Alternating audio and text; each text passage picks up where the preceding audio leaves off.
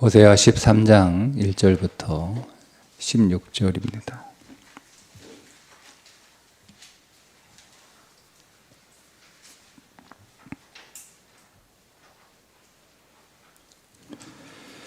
에브라임이 말을 하면 사람들이 떨었도다. 그가 이스라엘 중에서 자기를 높이더니 바알로 말미암아 범죄함으로 망하였거늘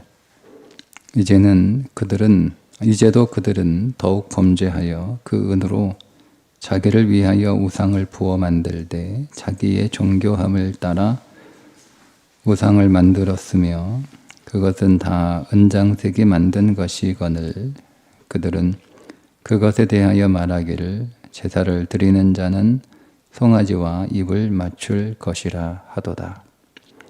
이러므로 그들은 아침 구름 같으며 쉬 사라지는 이슬 같으며 타작마당에서 광풍에 날리는 쭉정이 같으며 굴뚝에서 나가는 연기 같으리라.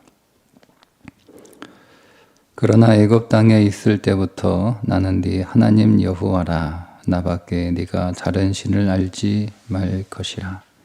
나 외에는 구원자가 없느니라.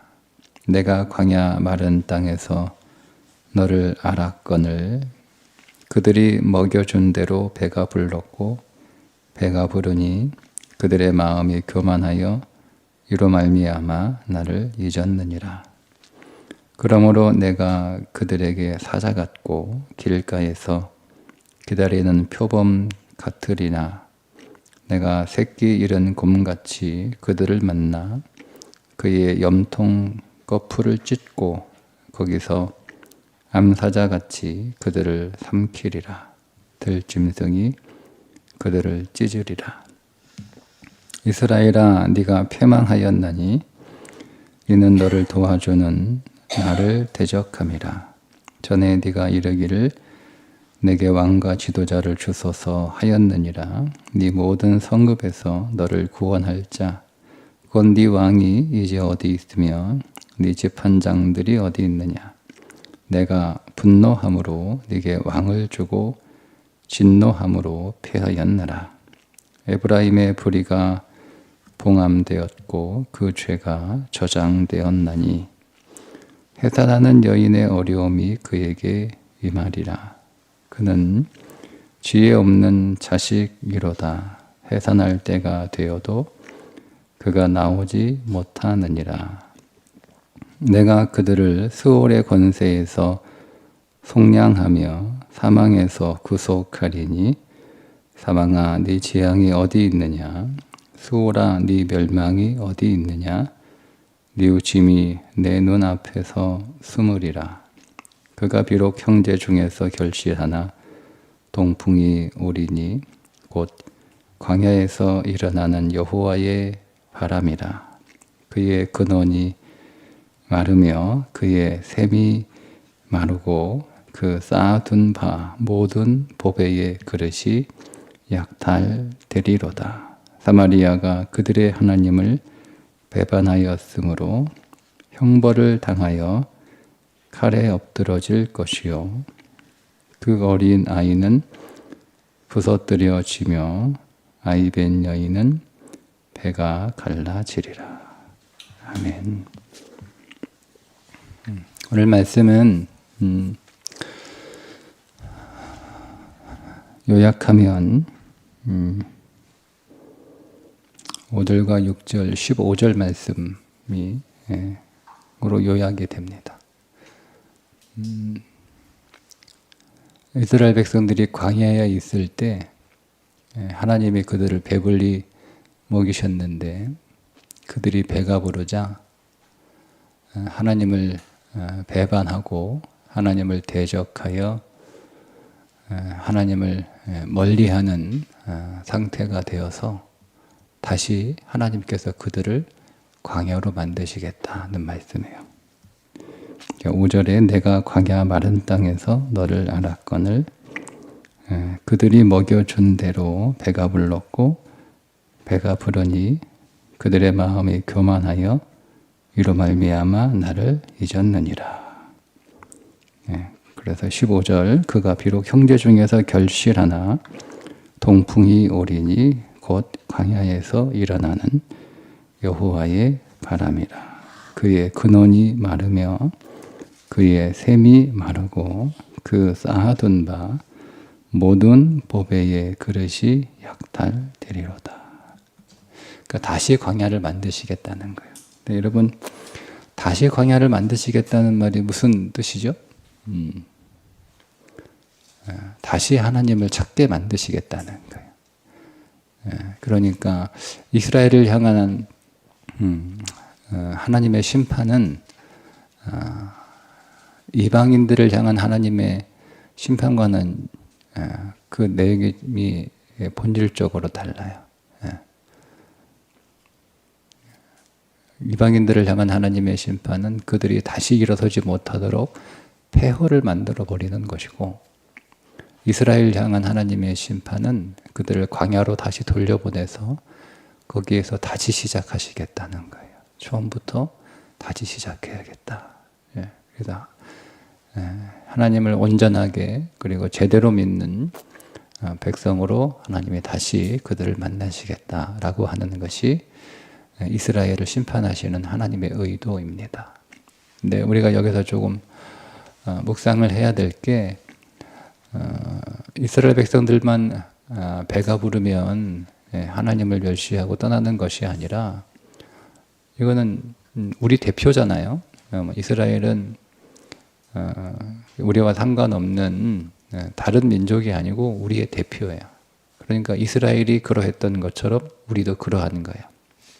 그러니까 결국 우리도 광야에 있을 때는 하나님을 찾고 또 하나님께 부르짖고 하나님을 원하다가, 하나님이 오늘 우리를 배불리 먹여주셔서 우리도 배가 부르면 우리도 그들처럼 똑같이 하나님을 잊어버리게 된다는 겁니다. 그러면 여러분, 우리가 이 원리를 깨닫게 되면 가난한 자는 복이 있나니 천국이 저희 것이며 라고 하는 말씀을 정확하게 이해할 수 있습니다. 네. 그런데 광야로 돌아갈 수 있나요? 여러분 어떻게 생각하세요?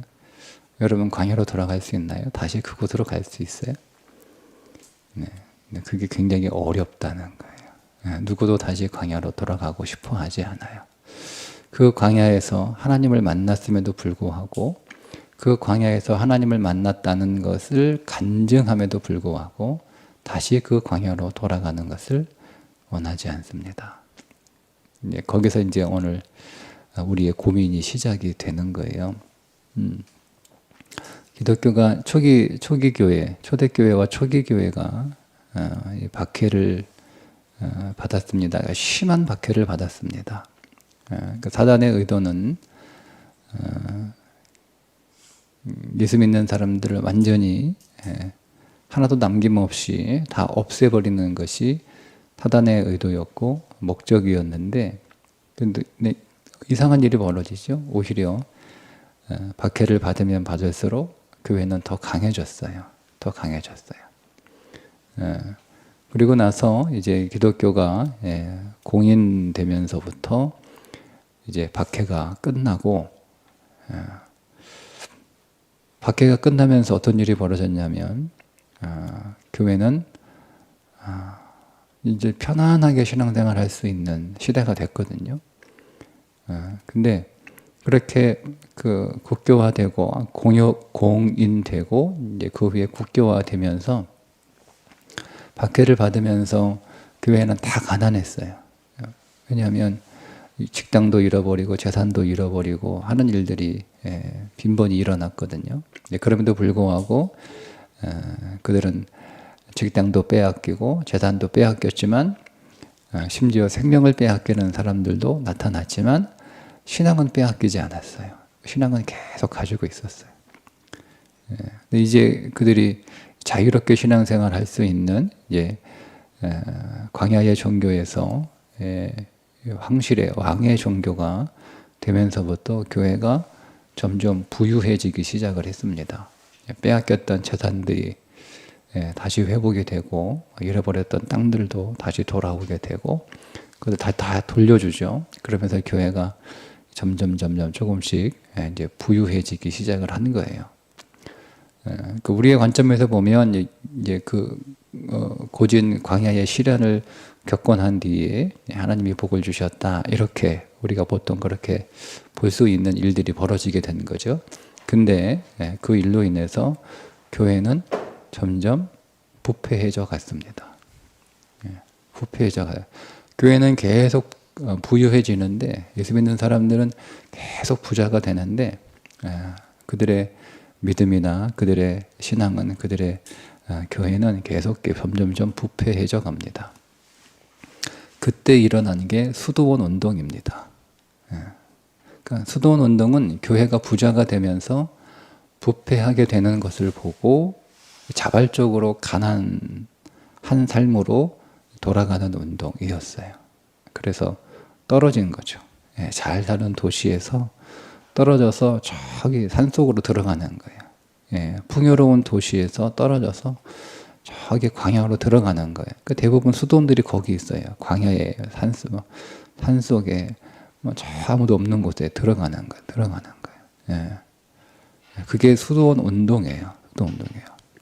그러니까 그 도시 안에서는 자기의 힘으로 내가 아무리 노력하고 아무리 애를 써도 이 안에서는 내 신앙을 지킬 수 있는, 유지할 수 있는 자신이 없기 때문에 간 거예요. 자발적으로 광야로 들어간 거예요. 자발적으로 멀리 떨어져서 거기서 이제 가난하게 사는 거죠.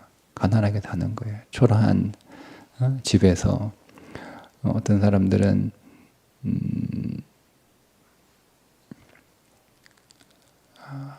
모든 것들을 일부러 불편하게 만들어요. 거기까지 가서도 불편하게 만들어요. 잠자리조차도 불편하게 만들어요. 그래서 아주 거칠고 좀 불편한 나무 침대를 만들어서 거기에서 잠을 자면 몸이 베이고 찔리고 그래가지고 잠을 제대로 자지 못할 정도로. 근데 거기 일부러 올라가서 잠을 자는 거예요. 일부러 그렇게 만들어요. 먹는 것도 입는 것도, 그죠? 그 일부러 일을 하는 거예요. 일하지 않으면 먹고 살기 위해서 자기가 밭을 갈고 내가 갈아서 내가 먹는 자급자족의 삶이 목적이 아니고 일하는 게 목적이에요. 계속 내가 일하지 않으면 정신에 딴 데가 있으니까 엉뚱한 거 생각하고 그러니까 계속 일하면서 땀 흘리면서 수고하는 거예요. 그리고 시간이 나면 기도하는 거예요. 기도하다가 마음이 흐트러지면 또 일하는 거예요. 이게 수도원 운동이에요. 그렇게 하지 않으면 신앙을 지킬 수 없는 상황이 되었기 때문에 그런 상황에서 수도원 운동이 나온 거예요. 그냥 뭐 이렇게 우리가 생각하면 뭐 기도원 가고 뭐 수도원 가고 그러면 수도원 가고 그러면 우리 한국에도 수도원 뭐 이렇게 하시겠다라고 하는 분들이 몇 분 이렇게 있어서 몇 개 수도원이 있는데 하나는 호텔 같은 수도원이고요. 하나는 운막 같은 수도원이고, 하나는 좀 중세 수도원을 좀 이렇게 흉내내서 봉쇄 수도원처럼 이렇게 하고 계신데, 뭐 시작한 지 얼마 안 되셔서 뭐 결과는 잘 모르겠어요. 뭐 그런 것도 이렇게 하고 계시고 그래요. 근데 그런 수도원 영성이 한국 교회 안에 잘 자리를 잡아서 우리의 신앙이 회복되고 또 개혁되는 일들이 좀 되었으면 좋겠다는 바람은 있는데 그게 쉽지 않다는 거예요. 우리가 자발적으로 이 부유를 누리면서 이 풍요를 누리면서 자발적으로 광야로 간다고 하는 것이 굉장히 어려워요. 자, 그런데 우리가 살고 있는 이 삶을 다 버리고 수도원으로 갈 수는 없잖아요. 그래서 하나님이 오늘 우리에게 주시는 한 가지 방편이 하나 있는데 모든 그리스도인들은 그의 삶 가운데 각각 적어도 하나씩의 광야는 가지고 있습니다. 저도 광야를 가지고 있고 여러분도 광야를 가지고 있잖아요. 그죠? 그게 광야예요. 그 광야가 여러분을 살리는 광야입니다. 그 광야가 하나님이 여러분들을 만나는 광야입니다. 그럼 우리가 내 인생에 광야가 있죠. 그럼 이 광야를 제가 지금 말씀드린 것처럼 그래, 그 광야가 나를 살리는 광야다. 그 광야가 내가 하나님을 만나는 광야다. 그 광야가 하나님이 나를 찾아오시는 광야다. 그 광야가 내가 하나님을 찾는 광야다. 이렇게 볼 수 있어야 돼요. 그게 심령이 가난한 자는 복이 있나니에요. 우리가 그냥 글자 그대로 가난할 수만 있으면 좋아요. 가난한 자는 복이 있나니. 그죠? 근데 왜 마태복음은 거기에 심령이라고 한 단어를 붙였을까? 왜 순화시켰을까 하는 생각을 좀 제가 했어요. 근데 우리가 그 가난한 상태가 되기는 너무 힘들어요. 왜냐하면 너무 가난하면 신앙생활 하기가 어렵거든요. 너무 가난해도 안 돼요. 그러니까 그게 내가 원하고 내가 자발적으로 그렇게 살 수 있으면 그건 문제가 되지 않지만 그냥 우리의 외부적인 환경에 의해서 내 의지와 상관없이 내 원함과 상관없이 내가 환경에 의해서 가난하게 되면 우리가 신앙생활을 하기 어려워요. 그러니까 그 가난한 자는 복이 있나니라는 그 상태에 들어가는 건 굉장히 어려워요.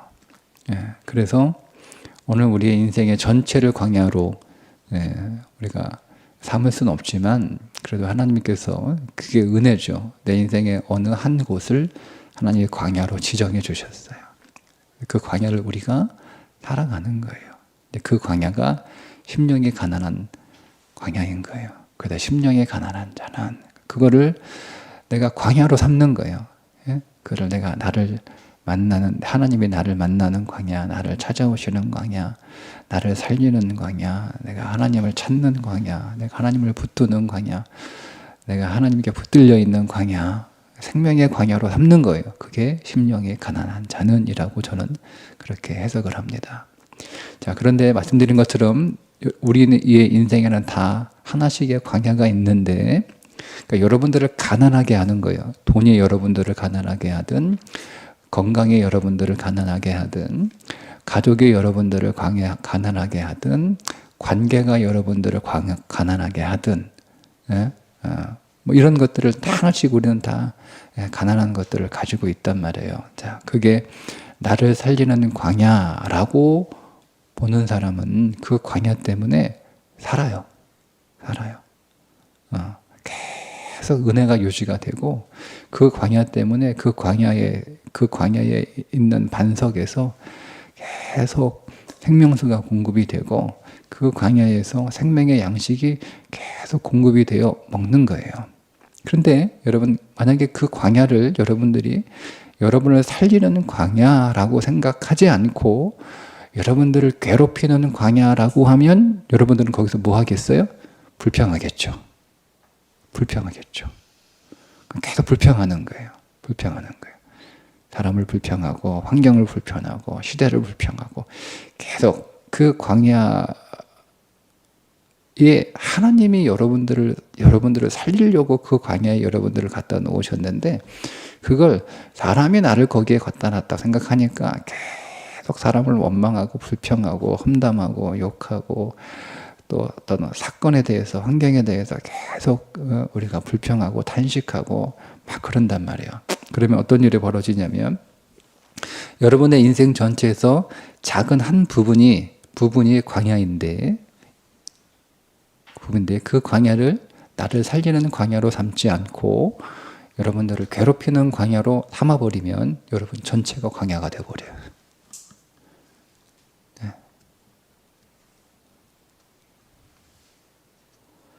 그러니까 나는 내 인생 안에 오늘도 여러분 이 말씀은 진리인 거예요. 배가 부르면 하나님을 잊어버리게 되어 있어요. 나는 아무리 배가 불러도 뭐 제가 장담할 수 없지만 내가 다 모르죠.